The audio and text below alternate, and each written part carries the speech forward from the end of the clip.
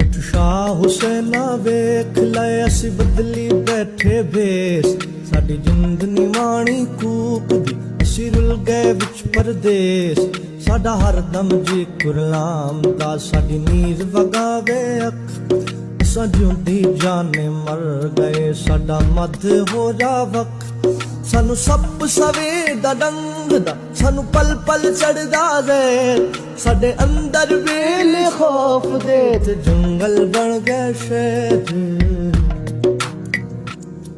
असां शौगां विच डुबदे साडी रुड़ गई नो पतवार साडे बोलण ते पाबंदियां साडे सिर लटके तलवार असां नैना देखू गेड़ के किती वत्तर दिल दी भौं ए बंजर रे नी मानने सानू सज्जण तेरी सौ